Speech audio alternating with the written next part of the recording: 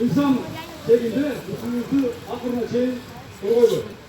Uyusa erten toplum vakti seçti.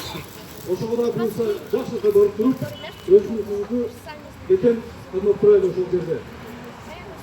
Geçen de istedim lan. Kança jıl öttü? Ben ayıp ettim. Dünyadaki en güzel azıcık 10 memleketin hazır az söyleyecek. O şov öyle eski senetler var. Şimdiki öyle uygar etkiler.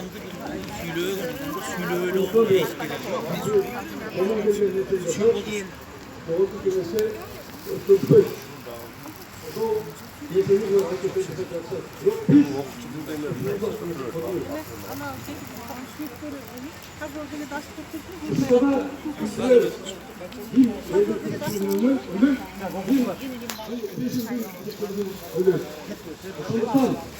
Yedin kulu seyreden kuşlar geçin.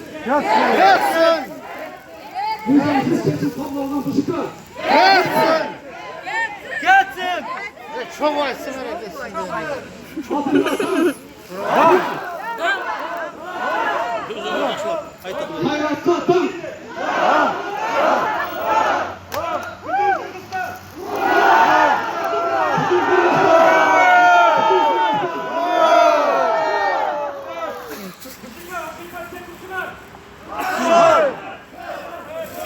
Elden okulu temelen kuşlar.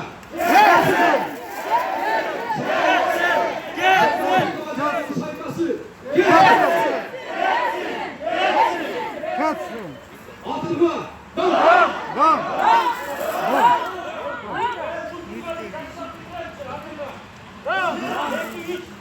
Atılma! Üçelecoğlu.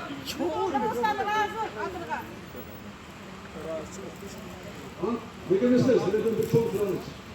Buna biz yakında Avusturya'da da bütün olayı aşağıya getiririz, sizden çok sorarız.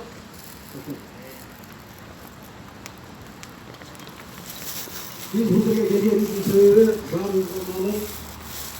Dışında bizim nizamımızda 24 saatin içinde sizge belirli olan çekildi 40 saat degen vakitte bizge tece verdi.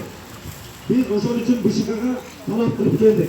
Bu el bütün Kırgızstan partiyanın koldoğuçuları.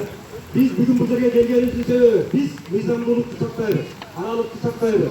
Biz hakikat ornaганга чейин bütün Kırgızstan partiyanın koldoğuçuları